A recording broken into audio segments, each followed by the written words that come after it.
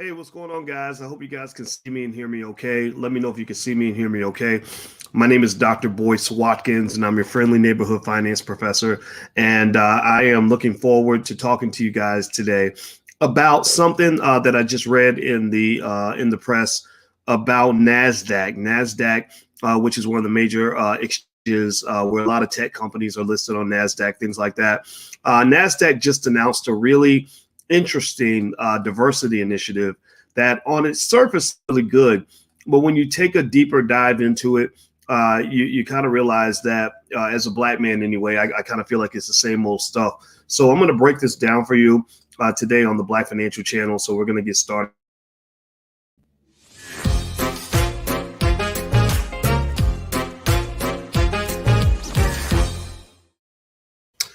Hey, what's going on, guys? What's going on? My name is Dr. Boyce Watkins. I want to say welcome to the Black Financial Channel on theblackfinancial.com. We are Black first. We put the Black community first. We talk about our community before we talk about anybody else because nobody's talking about us and nobody's going to do it. If we don't do it, nobody else is going to get it done. So if you agree with this philosophy, if you believe in being Black first, if you believe that we must put our community at the top of our priority list, then put hashtag B1 in the chat. Use hashtag B1 when you're having conversations on social media so you can talk to other people that share a similar ideology.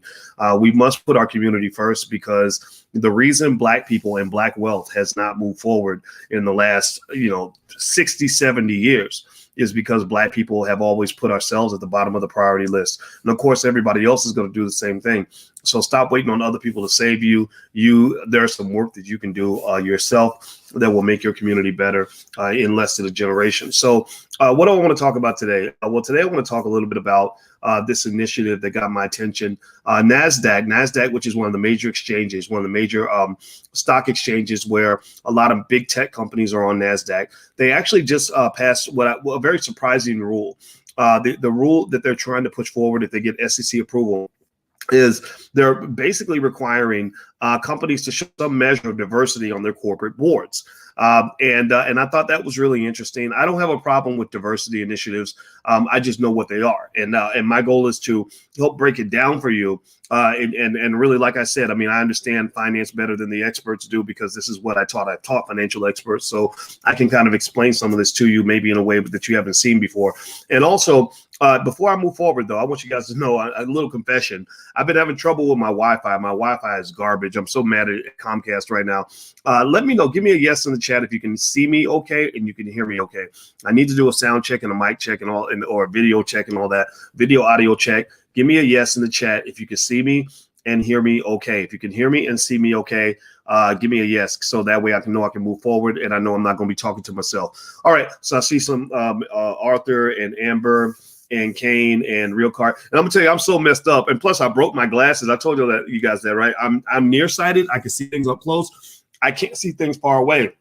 But when I put my glasses on, everything up close becomes blurry. Everything far away becomes clear. So I'm just all over the place today. I am the nutty professor today. So I hope y'all can forget my nuttiness and just roll with me real quick as I try to break things down for you. So hit the thumbs up button, hit the share button, hit the subscribe button. If you're watching on drboycetv.com or the Black Financial Channel, hit the notification bell. Even if you subscribe, hit that notification bell because that way you'll be notified when we go live on the platform. Okay, so hit that notification bell right now. Please do that right now. All right, so here's the deal. So Nasdaq is trying to pass a rule that's going to require some measure of diversity on boards of companies listed on the exchange.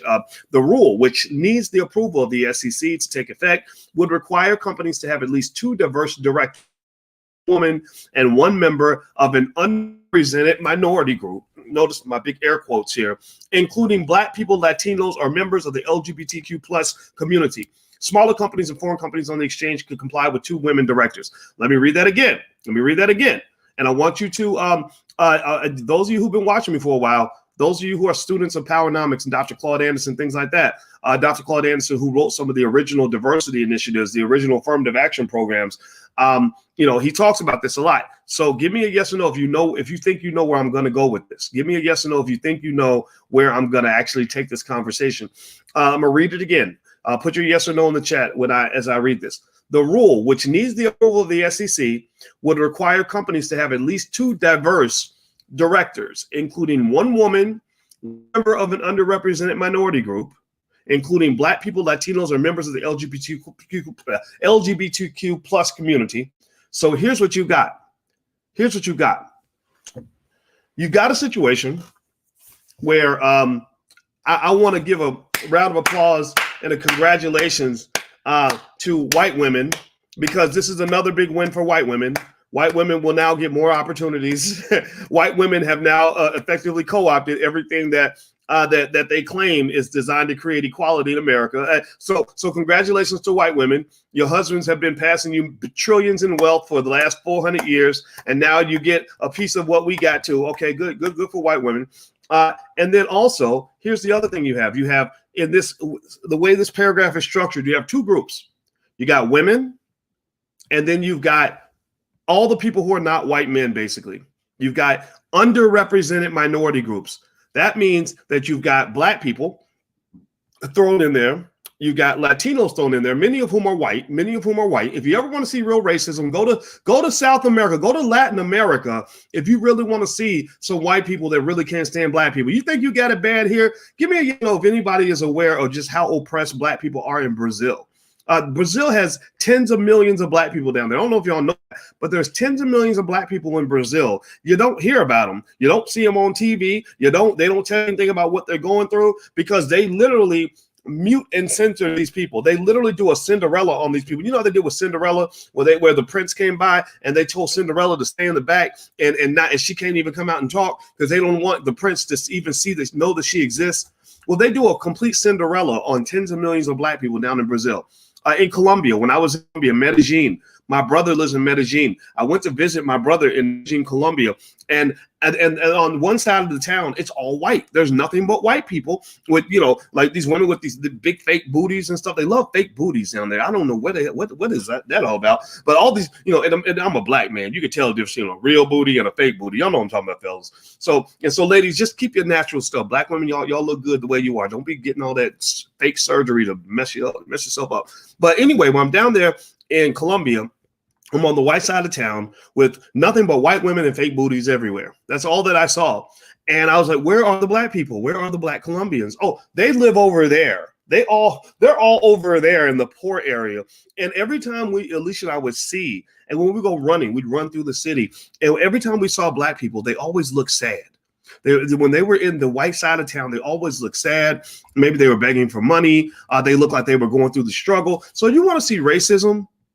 Go to Latin America. You'll see some really interesting racism. So why do I bring this up? I bring this up because it is an absolute myth and a falsehood to somehow correlate the experience of the descendants of slaves, meaning foundational Black Americans, with the experience of many Latin Americans who descended from slave owners, who were part of the dominant class in their society.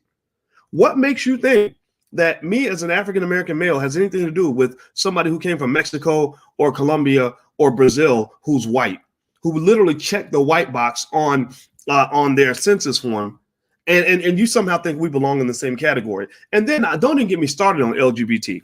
Don't even get me started on LGBT, because I still have yet to understand how what you do in the bedroom, where you plant your penis every night, has anything to do with what I went through over the last 400 years as a Black man. I cannot understand. I cannot make that connection at all. The idea that their experience is the same as our experience is probably the icing on the cake of racial insults. That is literally a reminder that, to me, that we might as well just give up on this generation in terms of doing anything meaningful when it comes to racial progress. Seriously, if you're waiting on white Jesus, I know some of y'all thought that getting Biden in the White House and getting Trump out was going to make all the difference in the world. And I feel sorry for you. I really do, because you're going to just get more of the same. These people are not ready to really try to understand the problem. They are not ready to do the real work. When they were even mildly exposed to the ideas of people like Dr. Claude Anderson, who breaks down racial history in America unlike anybody else, when they were even mildly exposed, it was almost like spraying Lysol on a really bad fungus. The fungus screams and it stings, and it's like, right? Because that's what it is. You're talking about racial disinfectant in a country that is highly infected with the disease of systematic racism, a country that is addicted to systematic racism. So when you're in a country that's addicted to systematic racism, you got to know what you're dealing with. So when I see this Nasdaq proposal saying that we want corporate boards to have more diversity, the way I see it is that ain't got hardly nothing to do with black folks. It really doesn't. Now, then again, though, but you can't write it off completely, right? Because black women, there will be some black women who will get those opportunities. There's no question about it. If you're a corporation and you want to diversify your board, well, a black woman is a double whammy. I got a woman and I got a black person. I'm killing two birds with one stone. Now, that black man, if you come in here, he better be feminine. He better be feminine so that he's not posed as a threat. He better either be a feminine male or a beta male. He better, or one of those shuck and jive and foot shuffling Negroes who looks down when he talks and doesn't really carry any sort of strong blackness with him when he walks through the door, because that's seen as a threat. So it doesn't mean that there will be no black males in there, but actually there are studies that show this. Go look this up. That one of the few people that makes almost as much money in corporate America as the white male is actually the gay black male. That's I'm not making this up. I'm not being mean or homophobic or anything like that. I'm just giving you facts. So if you have a son, why do I bring this all up? And actually, before I move forward, do me a favor. Please hit the thumbs up button, hit the share button, hit the subscribe button. Please do that right now. Also, don't forget the Black Wealth Bootcamp starts in the Black Business School on January 7th. So if you'd like to join us, please do that. You can still get a 30% off early bird discount. So even if you missed the Black Friday discount, you can still get the 30% off early bird discount. It's a lifetime membership. It's a great program. It's very popular. So feel free to go to blackwealthbootcamp.com. It's all about reducing your economic dependence on the corporate plantation. We're trying to help heal you from your dependence on this whole ideology of I must go get a job working for my oppressor after I go pile up a bunch of student loans and put myself deep in debt. Like we're basically breaking all that down so you can understand how that works, so you can get away from that and build a more secure life for yourself. So the Black Wealth Bootcamp is all about reducing economic dependence on the corporate plantation. Doesn't mean you have to quit your job. There's no job shaming. It's okay if you work at UPS and you like that job. I want you to stay there, but I want you to reduce your economic dependence on the corporate plantation, because it is that economic dependence that makes you weak. It is that economic dependence that takes away your ability to stand up for what you believe in. It's that economic dependence that keeps that basically says that anytime a situation calls for you to stand up, somebody's right there telling you to sit right back down. And you sit back down because you don't have economic freedom. Most of your problems as black people comes down to economics. That is the alpha and the omega. Once you solve that problem, a lot of other problems start to get solved on their own. I guarantee it. So feel free to go take a look at the Black Wealth Bootcamp. There's a URL on the screen. It's very, very good. Also, don't forget, you can text the word BOYCE to 31996 if you want to get a text alert. Some of you got a text alert this morning that I was live, and I promise you I won't bother you unless I have something that I want to share that's going to help you. Okay. So anyway, let's keep going. All right. So here's what I'll say on the Nasdaq thing. I'm not mad at what they're doing. I don't think it's not that I think that it's terrible or criminal or horrible or ridiculous. I'm simply saying that this is not an initiative that's going to have significantly benefit the black community. It's also not an initiative that's going to benefit your black male son. It's not going to benefit your husband, most likely. Things like this, these diversity initiatives where they have two clumps of people. They have women, right, which white, black, all women pretty much fit in this category. And then you have this smorgasbord of underrepresented minorities, which includes black people. It includes Latino people. Millions of them coming from south of the border, immigration policies that have been very harmful to black people that have suppressed the black vote over time. But you support this, right? Because you've been trained to believe that going backward is actually going forward. That's why you haven't gone forward. You've actually gone backward. You're confused. You're thinking you're going forward, but the data shows that you're going backward. And then you say, well, what's going on? I don't understand. Well, the reason that it looks like you're going backward is because you've been going backward. Do you follow what I'm saying? Or can you dig it? Do you get what I'm saying here? Now, I know that some of what I say is hard to digest. I know that people hear this and they're like, who is this crazy quack? And they can't write me off completely because I had more education by the age of 25 than most people get in their whole entire life. I was teaching college students. I was in my third year teaching college students when I was 25 years old, and I'm not 25 anymore. That was almost 25 years ago. So I've had a long time to think about these issues in a very deep way. And so sometimes what I say is going to sound absolutely radical. It's going to sound mean. It's going to sound crazy. But what I'm really trying to do is slap you out of out of the hypnosis of white supremacy.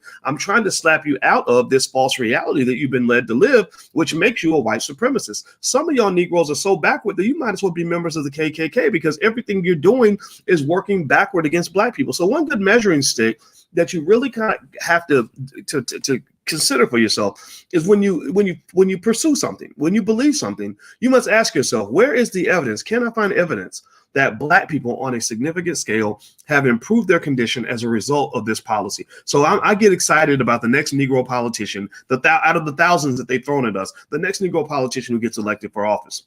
Nothing wrong with black politicians running for office, but I need you to ask yourself, okay, we've had thousands of black people elected for public office. Has that benefited black people at all? I'm real excited about the Democrats or Republic, whatever party you're in. Black people, black Democrats have been running cities like Baltimore for decades. Is Baltimore in good shape? Is black Baltimore doing really well? Is black Baltimore thriving as a result of that? The answer is no, right? Or Chicago. I live in Chicago, and I see black politicians. We got a black mayor, Lori something, whatever her name is, right? And it's like, well, who is Lori really working for? Is Lori Lightfoot really helping black people, or is Lori Lightfoot taking care of the white people who gave her money to run for office? And so when you ask yourself these hard questions, you get answers that make you uncomfortable, but that opens you up to a new reality. So when I look at this new rule by Nasdaq, I'm totally I have no problem with it. They're basically telling companies that if you don't diversify your boards, you will not be allowed into Nasdaq, right? They're trying to get this law passed. I think that's fine, but just understand that has nothing to do, that cannot on any level be cited as something that inherently benefits the black community, because it does not. Now, what is a policy that can benefit the black community? Well, I'd like to implement a policy, and I hope that you guys will give me. I need about 3 minutes. For 3 minutes, I need to be the king of Black America. So would you guys give me your vote? I'm running for office right now. We're going to do a mini election. I need y'all to give me 3 minutes of power. Give me a yes or no in the chat. If I get your vote, I need y'all to make me king of Black America for 3 minutes, and I'm going to implement a policy right now that I believe is going to truly make a difference for black people. And it's actually to some extent in alignment with what NASDAQ is doing right now. So give me a yes or no if I get your vote. Do I get your support? If I get your support, then I can make this move. Okay, I see yeses. I saw a hell yeah. Thank you, Inez. I love you too. All right, so here's what I'm going to do. So as in my new position is, it's 9:30 till 9:40 to implement my agenda. So here is the proposal I'd like to lay on the table. You ready? All right. So in order to improve the economic condition of black people in a significant way, what I want y'all to do is I want you, and this is voluntary. You don't have to follow this rule. This is not a mandate, but this is King Boyce. I am the king for the next 2.5 minutes.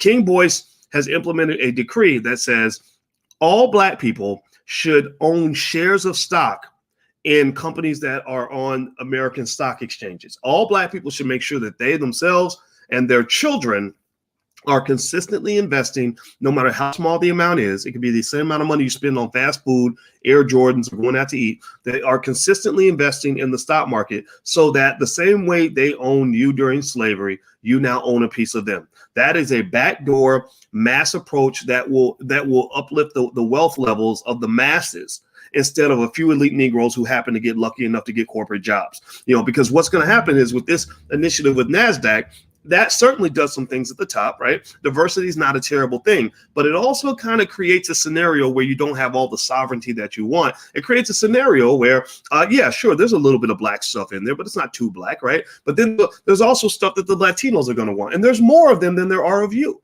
Period. There's more of them than there are of you. So you're going to be outnumbered. And then the gay people are going to step along, and they're going to say, well, we want gay stuff, and we want everybody to do what we want as an LGBT community. No disrespect to anybody that's in that group. Some of you may be part of that community now, and I love you and I respect you, but here we're black first. Here we represent our interests first. So what I want you to do is I want you to own a piece of those companies, so that when they make money, you make money. And what that's going to do is that's going to slowly rise your wealth levels. Why do I know that?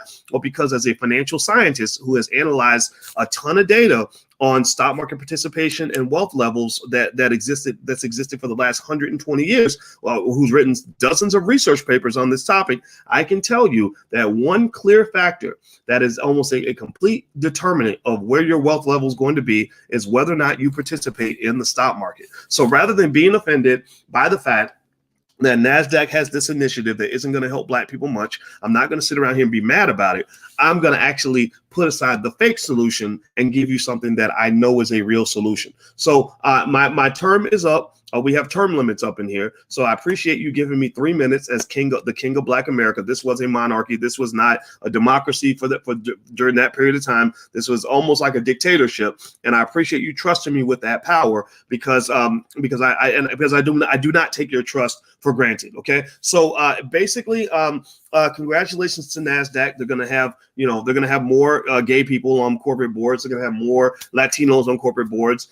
They may slide a Black man in there every now and then. They'll have a few Black women in there who, unfortunately, some of whom, not all of whom, some of whom actually, and this is just, I almost sound mean when I say this. I'm not trying to be mean, but there's something about some Black people who are so deep into assimilation that there are some women who I think feel that being next to and up under a powerful white man is a type of security or type of validation that they've been looking for their whole life. Now, this is not to disrespect them, because to me, the male equivalent of this is when you have those Black men. You ever see those brothers who really think that dating Becky is a status symbol? It's really sickening. It's very sad. It doesn't mean that this is not a statement against interracial relationships at all. I'm talking about people who have that mental illness, where you got brothers like Harry Edwards, when he worked with the San Francisco 49ers in the 80s, and he went to, he said, I want to meet with the wives of the Black players. And when he went to go meet with the wives of the Black players, he said that he went in the room. He said there was not one Black woman in the room. He said there was not one Black woman in the room. Now, it'd be one thing if there was a few white women in the room. It'd be another thing if half the room was white. That would be disturbing, but it wouldn't be as overwhelming as what he saw. What he saw was a room that was 100% white female, a lot of blonde hair, blue-eyed white women who had married these athletes because they were rich, right? And that honestly is indicative of a mental illness. That's a mental health problem. And that's very offensive and very insulting, because what it's kind of saying is that you have Black men who historically felt that somehow on their climb up the ladder of success didn't feel the need to bring the Black woman with them. And when you talk about the significance and the importance of wealth transfers and how that really shapes a community, I really think that we should spend some time processing that and trying to understand why there would be so many people who feel that when I get to a certain level, I don't need a Black woman by my side. I don't completely get that. I feel honored to have a beautiful Black woman by my side. She's very smart. She has a PhD. She has a great career. She's a full professor in social work. I mean, she's not just a decent. She's not just a decent scholar. She's an extraordinary scholar, and I love that, right? And I consider that to be an honor. And I don't understand why others don't think that way. Well, remember, if we're going to be hard on the brothers, if we're going to be honest about the mental illness that affects some of these brothers, well, you got to be honest about the mental illness affecting some of these women. Vicky Dillard's a little bit more direct about it. She calls it LOM, the League of Mammies. She calls it the League of Mammies. And the League of Mammies are the women that not only will go sit up under that man, sit up under a Joe Biden, or sit up under, whoever the CEO of the company is, maybe even sleep with him, like a Scandal. You saw in Scandal where you had what's her name, who wanted to basically be the mistress of the president or whatever, because she wanted to be next to this powerful man. This goes back to the plantation. But they won't just sit up under them. They will defend them with their lives. Like, they will fight you for that person. Like, they will literally get out here. Like, did anybody else see when Simone Sanders, Simone Sanders, I thought she was Magic Johnson's son when I saw that she'd been appointed to a position. Simone Sanders is a big, husky looking woman. And she works right next to Joe Biden and is very proud of her position. She feels like she's successful, which I don't think she is, but she thinks she is. And when this lady came up and tried to bum rush the stage, Simone Sanders, or it was a man, a woman or a man that came up, but she literally ran and tackled this dude like a linebacker.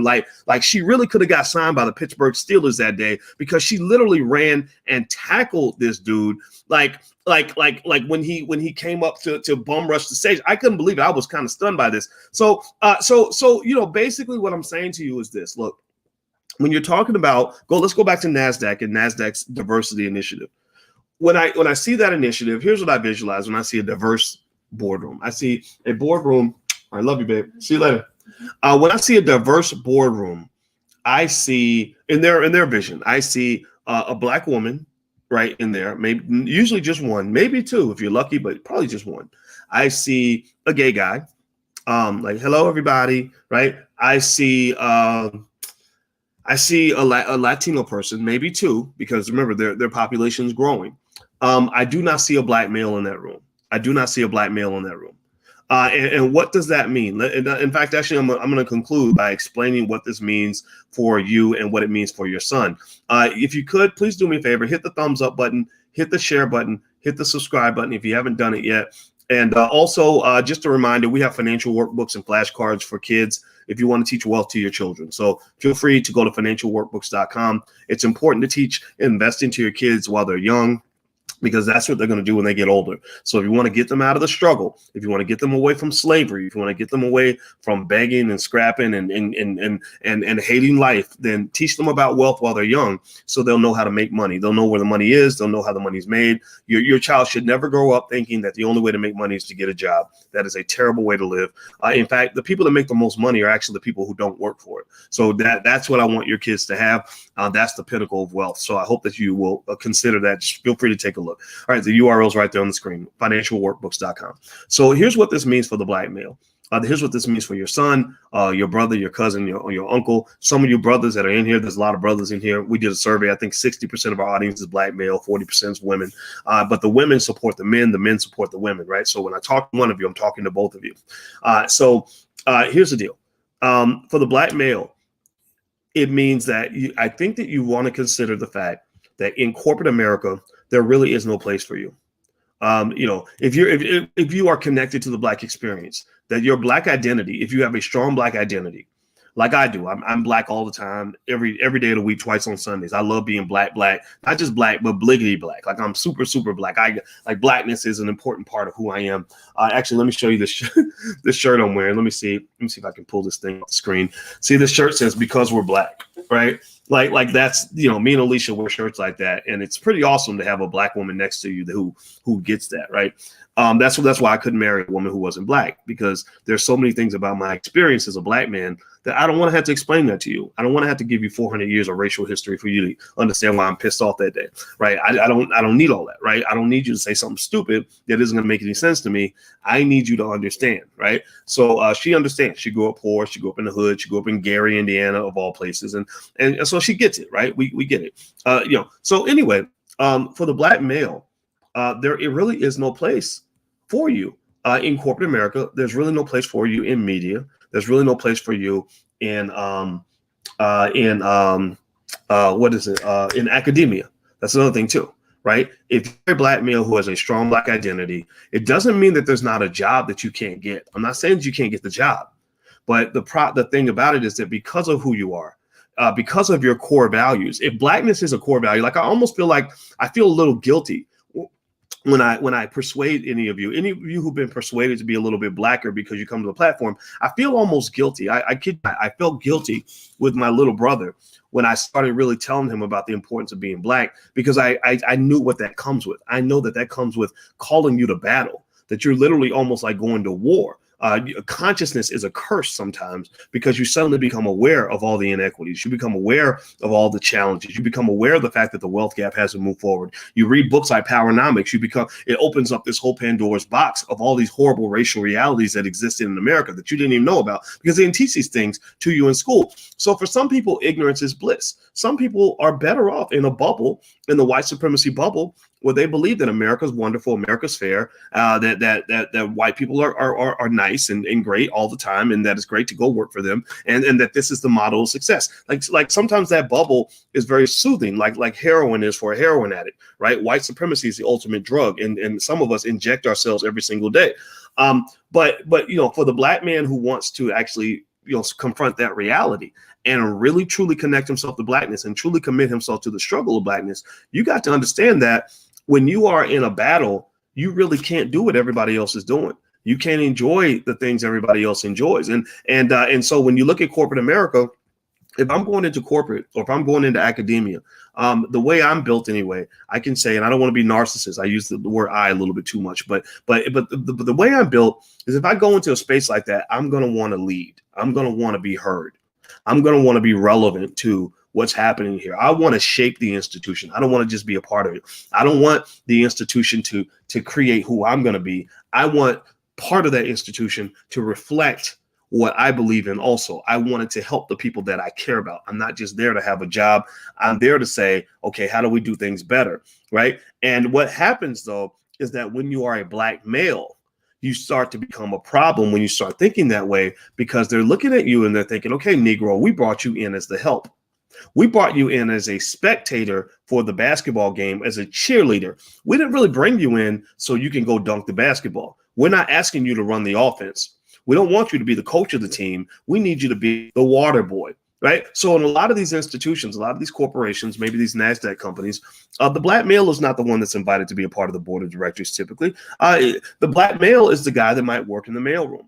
He can work at UPS. He can deliver the packages. He can come into, like when I was at Syracuse University, they're like, look, you can come in as long as you do what we do, act like we act, say what we say, and you become a white person in blackface, then you're going to fit in. We're not going to give you any problems. So racism, the reason a lot of people falsely believe racism is gone is because we've gotten past that era where white people just hate you just because you're Black. In fact, I don't even put the word hate in there. I don't know if they necessarily wake up hating you. Maybe it's a respect thing, right? The issue is that they will accept you as long as you do exactly as you are told, as long as you fit exactly what they believe the core values of that institution could be. They believe that the best way they can help you is to teach you how to be more like them. That is a type of imperialization. That's what integration did. Integration said, we'll let you guys in as long as you come into our institutions at the very bottom so that we can make more money. And then also as long as you're well behaved and you fit in to our core values, our infrastructure, our culture. Don't come in here talking about how our institution is going to go help the masses of Black people. We're not here to help the masses of Black people. We're here to help the masses of white people, because this company was created and founded by us. So if a Black man wants to be a king, he must learn how to build a castle. For a Black man to run an institution, he must learn how to build an institution. For a Black man to control a system, he must learn how to build a system. That's why I say when your children are young, they must learn how to build systems. Even gang leaders are more adept at developing systems and codes of conduct and structure and delegation than a lot of corporate Negroes. Corporate Negroes, most of the time, they got their little bachelor's degree from some university, may even be at HBCU. They don't know nothing about creating no kind of institution. They can't manifest anything. So what's happened is that you have been so emasculated by white supremacy that they've literally zapped the power of God out of you. You see, God lives in the sixth dimension. I'm not going to go into what that means. I'll explain it one day in a longer conversation. But basically in that sixth dimension, that gives you the power to manifest, to create something, to say, I have a vision, I have a dream. This is what I want to see. This is the structure of what I want to see coming to fruition. Most people don't live in the sixth dimension. They don't live in the dimension of God or where they can manifest. They live in the third dimension where they can only see what's right in front of them. Maybe they go to the fourth dimension where they can see the past and the present a little bit, right? Most people can't go to the fifth dimension where they can imagine all the possibilities that can come into existence. And the sixth dimension is where God lives. So the Black man, if you really talk about the God inside of you, I'm spiritual, but I don't go to church. I'm spiritual, but I don't go to church. The spirituality, the God in you lives in that sixth dimension where you have the ability to visualize and manifest.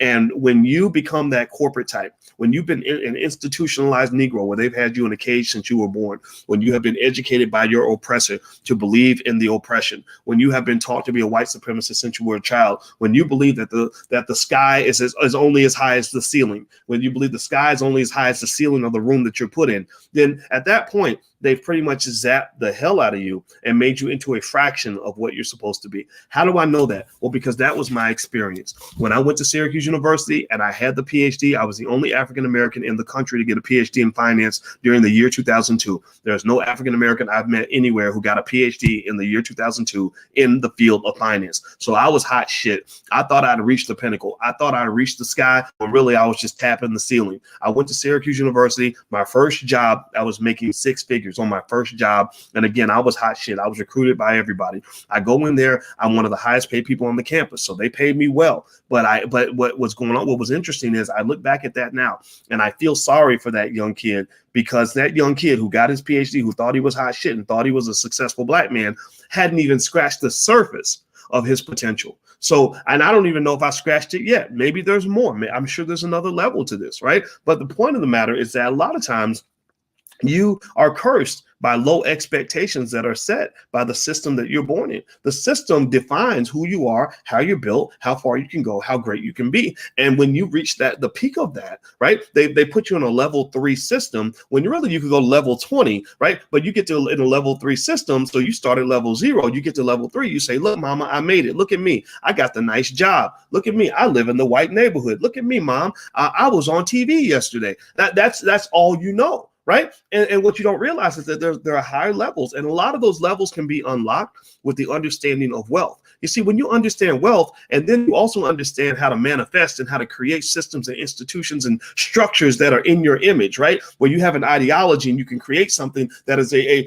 physical 3-dimensional reflection and manifest who you are on the inside, then at that point, you start to see all your creativity just burst out. You get up and you say, I want to create a book, or I want to create an organization, or I'm going to start a company today, right? And then when you have those skills, and this is why it's important for young black men, especially, and little girls too, to learn things like how to develop systems and protocols and delegation and structure and institutions, is because then that power of God starts to be unlocked. Wealth is one of the keys to let that happen, but you don't need a lot of wealth to do it. You see, what you have to have is you have to have independence, freedom from the restrictions that come with having somebody else control your economic outcomes, right? Because a lot of us can't do what we want to do every day. We can't manifest and live to our fullest potential because you wake up and you have this burst of creativity of this amazing thing you want to do, but you're like, damn, I got to go to work. And then the next thing you know, you're sitting there at work all day, stamping envelopes in the post office, mad as hell, because you feel that there's another side of you that's waiting to be born, but that thing can't be born because you have to abort every dream before it even comes into existence, because you're trying to confront an uncomfortable reality every single day of the week. And it ain't your fault. It ain't even your parents' fault, but your parents were the ones who passed that curse on to you because it was all their parents knew. Right. So maybe for a little while, I don't know, I'm going to get out of here. But, in the same way you guys allowed me to be King Boyce for 3 minutes, which I don't take that lightly. I appreciate you trusting me with that. I also don't mind being your friend, your mentor, your dad, whatever I can be for you in this moment. Some of y'all call me Uncle Boyce or whatever. I embrace all of that. I love all of that. I love talking to people who are able to appreciate, some of these ideas. So I appreciate you more than you know, but I'm here to tell you there's more inside of you than you can ever even imagine. And you're never gonna find it if you're always living in this really comfortable oppression. And one of the biggest curses that Black people have, in my opinion, is that we are super capable. We're extremely adept at becoming comfortable in our oppression. We are the ultimate. If there was another TV show called Survivor, it should star Black people every week, because we are the ultimate survivors. We love talking about how we survived this and survived that, and I made it through the storm. And that whole song, Lift Every Voice and Sing, go read the lyrics of that song very carefully. All it's about is surviving. The stony blood we trod, the road, the chastening rod, right? We survive, right? Like, that's what we love to brag about. And what I'm saying is, I don't want you to just brag about surviving. I want you to be able to brag about thriving, right? I don't want you just playing struggle-nomics. I really want you to consider playing power-nomics, right? I don't want you just, being glad you didn't lose or you're not losing by as much as you did before. I want you to really walk around and say, you know what? We won that motherfucker. Like, we went out here and we won this game, right? Right. I want you to win. Okay. So, but a winner's mindset is very different from a loser's mindset. A thriver thinks differently from a survivor. Okay. So in order to get to level 2, you got to get past level 1. So don't let the world keep you at level 1, because you got a whole lot of level 1 Negroes out here that literally want you to stay flat. So don't stay flat. I want you to get fat. Go succeed. Go be great. Find your potential. Explore. Don't be scared. You can do this. Okay. All right. I hope that this helps you guys. I didn't plan on talking about all of that. I swear to God, every time I get on here, I'm like, okay, I'm gonna do this for 10 minutes, then I'm gonna bounce. I've been talking for 39 minutes and 12 seconds, but I hope it was worth it. I hope that this helped you. If you could, please hit that thumbs up button. Please hit that thumbs up, share, and subscribe button. Also, hit that notification bell. Notify, so that you'll be notified when we go live. Text the word BOYCE to 31996. Text BOYCE to 31996. And here's the URL for the Black Wealth Bootcamp if you want to join us. We start January 7th. It's very good. There's a 30-day 100% money back guarantee if you're unhappy for any reason. And right now, you can still get 3% off as an early bird discount. And that's going to end in about a week. And then at that point, it's the regular price. So feel free to go take a look. You can bring your whole family. It's a lifetime membership. You're going to love it. I know you're going to love it. And again, if you don't love it, you can just let us know. We can give you money back. But it's literally going to be it'll be the best class you've ever taken in your life is 6 weeks. The only way it won't be the best class you've ever taken in your life is if you've taken another class in the Black Business School, because we are the world leading experts on all things related to Black wealth. And we are completely unapologetic, completely built on science and research. And we have solutions nobody else has. We are literally 100 years ahead of our time. People will start to appreciate what's happening now in about the year 2020. I guarantee it. So anyway, guys, I got to go. Have a good day. Hit the thumbs up button on your way out, and I'll see you soon. Take care. Peace.